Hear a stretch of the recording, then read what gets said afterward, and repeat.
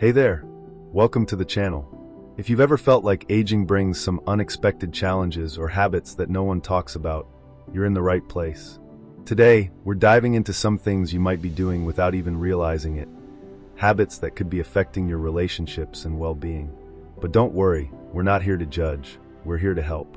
Stick around, because by the end of this video, you'll have simple, actionable tips to feel more confident, connected, and comfortable in your own skin. Ready to dive in? Let's go! Have you ever noticed that as you get older, certain habits creep into your daily routine? Habits you might not even realize are changing the way people see you? It's a strange thing, isn't it? One minute, you're going about your day feeling comfortable in your own skin, and the next, you're looking in the mirror and wondering, have I become someone I don't recognize? As we age, we grow comfortable, and many times this comfort leads to blind spots. Little habits that might be harmless to us, but to others they can make us seem distant, rude, or disconnected. The truth is, our behaviors, small, seemingly insignificant habits, can sometimes send a message that we don't mean to convey. But the good news? These habits are fixable, and becoming aware of them is the first step toward living with greater dignity, connection, and grace in our later years. In this video, we're going to uncover 15 common, but ugly, habits that often sneak up on us as we age. No one tells you these things because they're uncomfortable to talk about, but that's exactly why we're addressing them today. It's all about awareness and making small changes that can lead to bigger, more meaningful relationships and a more fulfilling life. So let's dive in. Number 1, neglecting personal hygiene. Let's start with one that's hard to face, but also one of the most impactful, neglecting personal hygiene. This doesn't mean you're walking around dirty, it's more subtle. It's the small things, clothes that haven't been washed in a while, hair that's a bit out of place, nails that are slightly too long, or that faint odor that lingers when you leave a room. These little things can say a lot more than we realize. It's not just about cleanliness, it's about how we present ourselves to the world. As we get older, energy can wane and routines shift. You might start thinking, what's the point? But the point is this: people notice. They may not say anything out loud, especially family members who don't want to hurt your feelings, but they'll distance themselves. They might sit farther away from you or avoid hugging. And it's not that they don't love you, it's that the message your self-care is sending is that you've stopped caring about yourself. Now, this doesn't mean you need to put on a full face of makeup or wear the fanciest clothes. Just keeping up with basic hygiene, like wearing fresh clothes, brushing your hair, and trimming your nails can make a world of difference. It tells others, and reminds you, that you still respect yourself. When you carry yourself well, others will naturally respond with warmth and respect. Number 2, speaking without a filter. Here's a big one, speaking without a filter. As we get older, we often feel like we've earned the right to say whatever comes to mind, without holding back. And sure, there's a certain freedom in that, but there's also a fine line between being honest and being harsh. You might think you're just speaking your truth, but to the person on the other end, it can come across as criticism or judgment. Have you ever found yourself saying something that made the room fall silent? Maybe a comment about someone's appearance, their choices, or even how they raise their kids. It's tempting to think, back in my day we weren't so sensitive, but the truth is, honesty without kindness doesn't land well. People might not say anything, but they'll start pulling away. They won't stay on the phone as long, or they'll avoid inviting you to certain gatherings. The key here is to remember that being truthful doesn't mean being tactless. Take a moment before speaking. Is this helpful? Is it kind? We all have wisdom to share, but it's the way we share it that makes the difference. When our words are wrapped in empathy, they open doors. When they're wrapped in criticism, they slam them shut. You've earned respect over the years. Let's make sure your words reflect that. Number 3, wearing clothes that don't fit anymore. Comfort is key, right? But here's the thing. There's a difference between comfortable and careless. As we age, our bodies change, and we might find ourselves holding on to clothes that don't quite fit anymore. Either too tight or too loose, but they're familiar, and that's comforting. But what happens when you keep wearing clothes that no longer serve you? It can send the message that you're stuck in the past, that you're not paying attention to the present. Clothes aren't just about covering up. They communicate a lot about how we feel about ourselves. If your clothes are too baggy, outdated, or just don't fit right, it can make you appear disconnected. But here's the good news. You can still be comfortable and put together. It's about finding clothes that fit well, that reflect your current self, and that make you feel confident. It's about showing the world that you still care about how you present yourself. You don't need to follow every trend. Just make sure your clothes reflect who you are now, not who you were 20 years ago. When people see you looking well cared for, they see someone who's still engaged in life, someone who's still present. And that's the kind of energy you want to project. These first 3 habits may seem small, but they have a bigger impact than we realize. They shape how others perceive us, and they shape how we feel about ourselves. But the good news is that with a little awareness and a few small changes, you can shift these habits and start showing up in the world with even more grace, confidence, and dignity. Let's keep going. We're just getting started, and in the next part, we'll tackle more of those subtle habits that can quietly drive people away, but more importantly, how to turn them around for the better. Number 4, interrupting or dominating conversations. You know, as we get older, there's a natural desire to share the knowledge we've gained over the years. We've lived through a lot, seen a lot, and we want to pass on that wisdom. But sometimes, in the excitement of sharing, we can unintentionally dominate conversations. You've probably been there. Someone brings up a topic, and suddenly you're jumping in with your story, your advice, your take on it. The conversation becomes more of a one-way street than a back-and-forth exchange. What happens is this: the people around you, especially younger generations, might start to feel like their voices aren't being heard.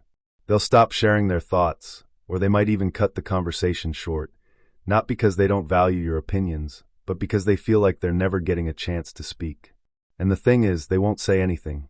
They won't confront you. They just start avoiding deeper conversations, keeping things surface level. And the result? A subtle, but growing, distance in the relationship. So what's the solution here? It's not about saying less or becoming a silent observer. It's about finding the balance, listening more and speaking less. Ask questions, let pauses happen, and give others the space to share their thoughts. Sometimes, the most powerful thing you can do in a conversation isn't to share your wisdom, but to let someone else express theirs. When you show others that their thoughts matter, you create a much deeper connection. And the irony? The more you listen, the more people seek your input. They come to you because they value your perspective, not because they feel obligated. Number 5, complaining about kids these days. Let's be real. Every generation has said it, kids these days. And while it's natural to see the world changing and feel like the younger generation has lost touch with certain values, there's a fine line between offering constructive observations and criticizing them outright. That line is important to understand, especially as we age. The truth is, when you constantly criticize younger generations, whether it's about their work ethic, their technology use, or their lifestyle choices, you're sending a message that you're not interested in understanding them. You may think you're just pointing out the obvious or making a joke, but to them, it can feel like a rejection of their entire world. It's a subtle but damaging message that says, you don't understand, and you don't care to. What happens is, they start to distance themselves. They don't share as much with you, not because they don't love you, but because they're bracing themselves for judgment. They stop seeking your advice or sharing their struggles because they feel like it'll be met with criticism rather than understanding. And this, my friend, is not the kind of legacy you want to leave behind. Now, does that mean you have to agree with everything they do? Absolutely not. The world changes, and change can be hard to embrace. But what you can do is shift your mindset from criticism to curiosity. Instead of saying, these kids don't know how easy they've got it, ask, what's it like to navigate the world today? This small shift opens the door for connection. It shows you're interested in their lives, their struggles, their perspectives. It allows you to share your wisdom without pushing them away. Remember, respect is a two-way street. When younger generations feel respected and heard by you, they're more likely to come to you for advice, not because they have to, but because they genuinely value your opinion. Number 6, ignoring modern etiquette. Here's one that might sneak up on you without even realizing it: ignoring modern etiquette. As we age, we might find ourselves so focused on what we're doing or thinking that we forget about the world around us. Simple things like speaking loudly on the phone in public, standing too close to others in line, or playing videos without headphones in shared spaces can make people uncomfortable. These behaviors might not have been an issue decades ago, but as times change, so do the expectations of social conduct. And here's the thing, no one is likely to pull you aside and say, "Hey, could you turn it down?" Or "Can you step back a little?" Instead, they might give you a look or avoid eye contact. It's not personal, but it can make others uncomfortable. And as much as you might not realize it, people notice. The good news is, this one's easy to fix. Start paying attention to how others behave in public. Notice how they manage their personal space, how they handle their phones, or how they engage with technology when they're around others. Modern etiquette isn't about being rigid or uptight. It's about being considerate. It's about showing that you're aware of your surroundings and how your actions affect others. When you show this kind of awareness, it helps you connect better with those around you. And not just with strangers, but with your family too. Your grandkids, your neighbors, and even your friends notice. Moving through life with subtle dignity, respecting the space and comfort of others, speaks volumes. It shows you're still tuned into the world around you, still engaged, and still someone who values the people in your life. When you do this, your relationships will be more fulfilling, and the people around you will appreciate your presence even more. Number 7. Oversharing medical problems. The medication conversation. We've all been there, haven't we? You get a group of older adults together, and soon enough the talk turns to what hurts, what aches, and what the doctor said. While it might feel like harmless talk or a way to bond, when every conversation revolves around your health struggles, it can start to wear down the energy of those around you. Here's the truth. Everyone knows that aging comes with its fair share of physical challenges, and you absolutely deserve empathy and to be heard. But when health complaints become the centerpiece of your interactions, the dynamic shifts from connection to caretaking. It becomes a one-sided conversation where people feel like they're just listening to problems rather than enjoying genuine connection. Think about the people you love to be around. They might talk about their challenges, but they also talk about the good things, what they're looking forward to, the book they're reading, the funny thing that happened at the grocery store. And here's the kicker. People want to connect with you, not just your symptoms. If your health becomes the defining part of your identity, it can inadvertently distance you from the ones you care about. So, the next time you're catching up with family or friends, remember that it's okay to talk about your health, but also talk about other things. Share what's going well in your life. Share what you've been enjoying. Talk about what makes you smile, the things you're looking forward to. This balance will make your relationships feel lighter, and it'll make you feel more connected to others. Number 8. Being stubborn about outdated beliefs. As we age, it's natural to hold on to the beliefs and principles that have shaped our lives. These values have guided us through hard decisions, raised our families, and helped us make sense of the world. However, as time passes, we may find ourselves holding on to these beliefs a little too tightly. We might find it hard to accept that the world around us is changing, and this can result in us becoming stubborn about outdated ideas. You may catch yourself saying things like, "That's just how it is," or "People are too sensitive these days," or even, "I don't care what the science says, I know what's right." These beliefs may have served you well in the past, but in today's rapidly evolving world, they can create more friction than understanding. The reality is that while we may be confident in our views, others may perceive them as resistance to change or even unwillingness to adapt. The younger generations see the world through a very different lens. Technology, mental health awareness, and evolving social values are all things that have shaped their experiences. When older adults cling too firmly to their outdated views, it can make younger people feel dismissed or rejected, and in turn, they may distance themselves from you. They may begin to feel like you're someone they can't have meaningful conversations with, someone who won't understand their reality. Now, this doesn't mean you have to abandon your beliefs or become someone you're not. But what it does mean is that a little curiosity can go a long way. Instead of dismissing new ideas or rejecting change, try approaching the younger generation with open-mindedness. Instead of saying, "These kids today don't know what they're talking about," try asking, "What's it like for you trying to find your way in the world today?" This simple shift creates space for conversation, understanding, and connection. Staying open to new ideas doesn't mean abandoning your values. It means allowing yourself to evolve, to be willing to learn, and to stay relevant in the world today. The true strength of aging, lies in your ability to adapt. When you approach others with empathy and curiosity, you invite them to share their experiences and perspectives. You become a source of wisdom, not by telling others what you know, but by being willing to listen and grow alongside them. And here's something else. Stubbornness often hides fear. Fear of losing relevance, fear of being left behind, or even fear of feeling powerless in an ever-changing world. But the truth is, your relevance doesn't come from how firmly you hold on to the past. It comes from how courageously you meet the present. The ability to say, "I never thought of it that way," or tell me more about that is a mark of wisdom that others will truly respect. Number 9. Walking or moving without awareness of space. As we get older, our pace changes. We naturally slow down, become more cautious, and might feel a little less steady on our feet. There's nothing wrong with that. It's a normal part of aging. However, what often happens is that we lose a bit of awareness of how our movements impact the people around us. Have you ever found yourself standing in the middle of a busy aisle in the store, lost in thought, while others try to navigate around you? Or maybe you've stopped suddenly while walking and caused someone to bump into you. This is an easy habit to fall into, especially when you're focused on your own task or simply lost in your own thoughts. But to those around you, it feels like an obstacle. When you're walking slowly or standing still in a shared space, you're inadvertently creating tension for those around you who are trying to move through that space. What's more, this issue is subtle. People rarely call you out on it. They don't say, "Excuse me, could you move over a bit?" Instead, they'll give you a sigh or a glance and maneuver around you. It's not personal, but it does send a message that you're not fully aware of your surroundings. Over time, this can affect how others perceive you. They might start seeing you as someone who is always in the way, and that can lead to social discomfort. But here's the good news.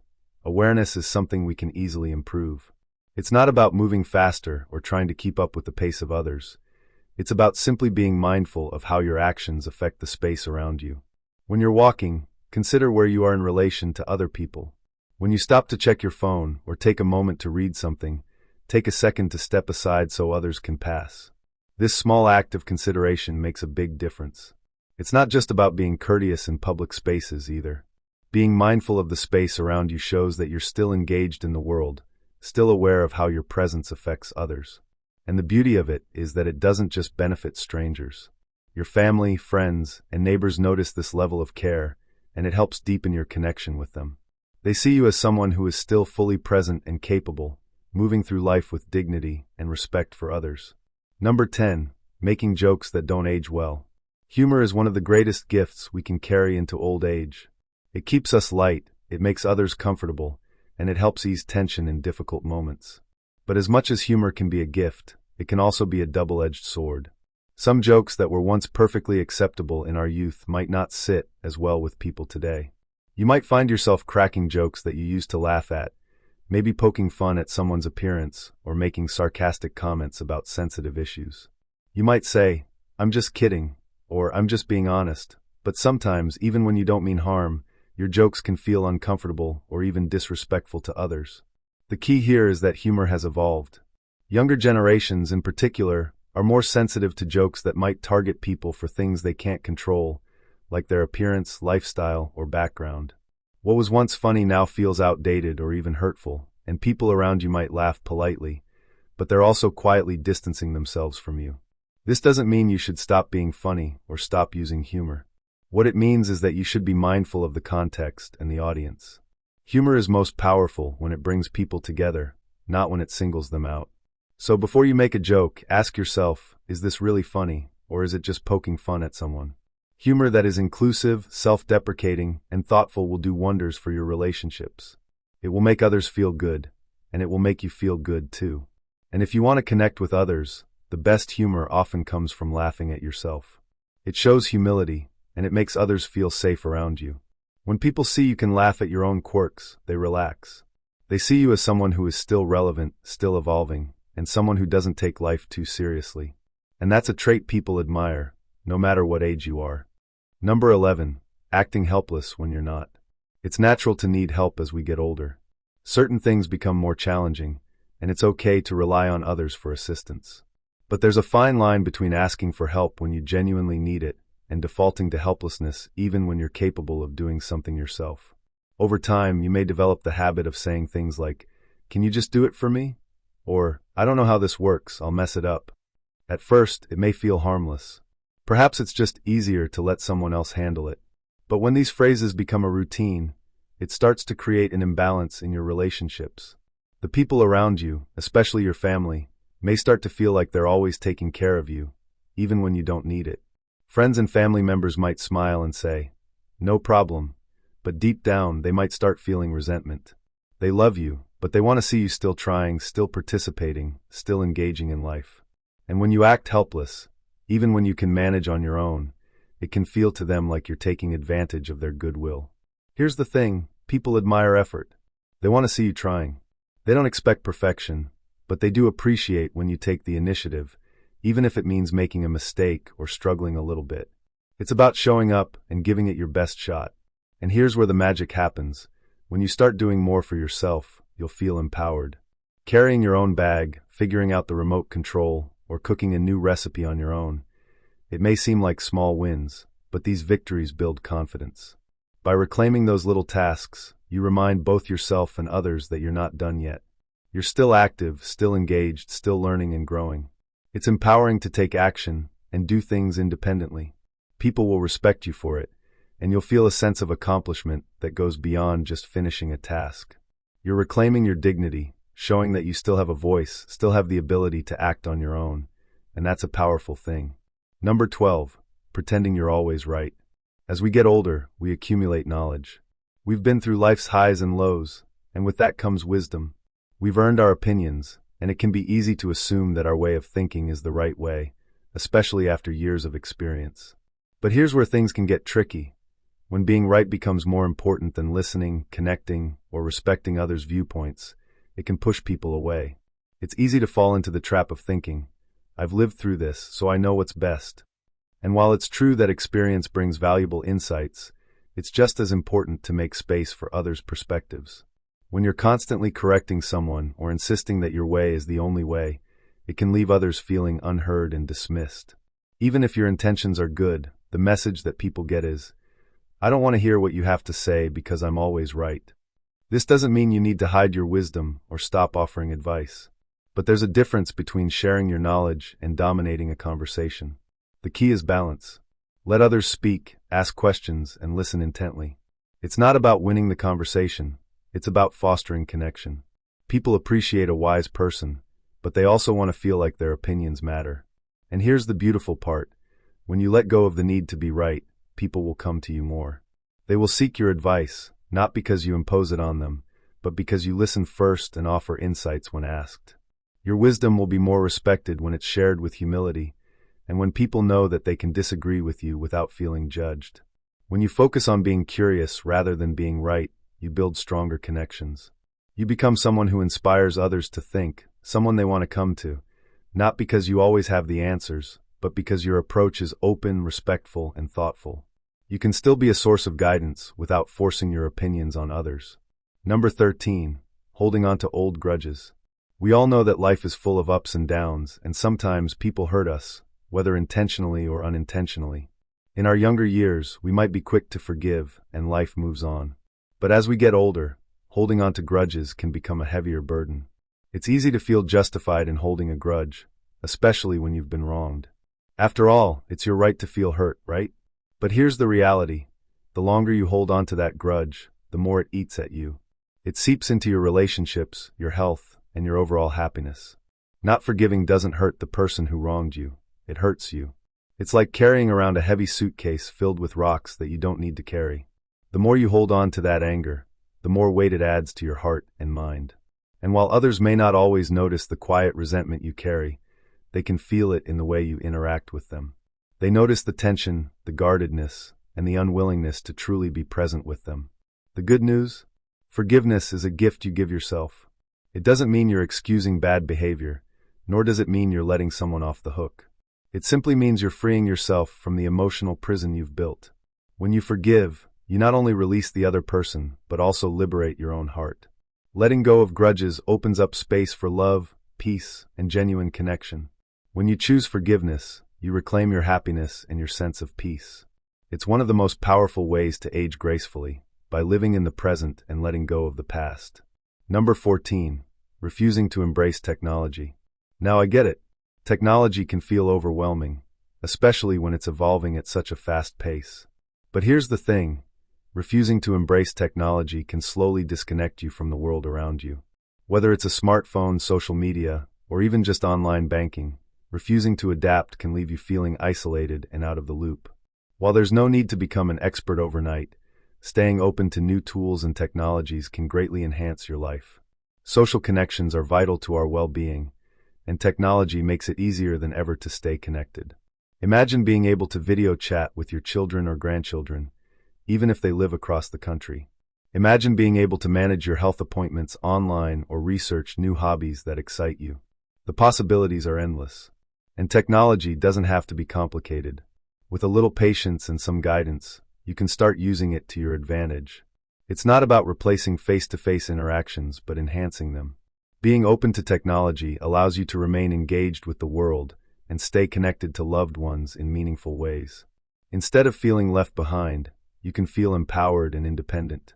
Plus, many technologies can improve your health, from fitness trackers to mental health apps. There's so much that can help support your well-being. So, next time you feel hesitant, remember, embracing technology doesn't mean changing who you are. It just means evolving with the times and opening yourself up to new opportunities for connection, growth, and joy. Number 15. Holding on to negative self-talk. Finally, let's talk about something that most people don't even realize they're doing: negative self-talk. As we age, it's easy to fall into the trap of doubting ourselves or comparing our current abilities to who we used to be. Maybe you found yourself thinking things like, "I'm too old for that," "I'm not as strong as I used to be," or "my memory's going, and there's nothing I can do about it." Negative self-talk can be incredibly damaging, not just to your self-esteem, but also to your overall health. The mind and body are deeply connected. When you speak negatively about yourself, your body hears it. You're sending signals of defeat, and that can manifest physically, whether it's in the form of stress, fatigue, or even aches and pains. The good news? You can change the way you speak to yourself. Every time you catch yourself thinking or saying something negative, try to replace it with a positive affirmation. Instead of saying, "I'm too old to do that," try saying, "I'm older, wiser, and I can still learn new things." By shifting your internal dialogue, you can improve your outlook on life, boost your confidence, and even lower stress levels. And don't forget, the way you talk to yourself sets the tone for how others will treat you. When you carry yourself with positivity and self-respect, it invites others to treat you the same way. Your words hold immense power, and they shape not only how you view yourself, but also how the world sees you. As we've explored these habits today, I encourage you to reflect on them. Which ones resonated with you the most?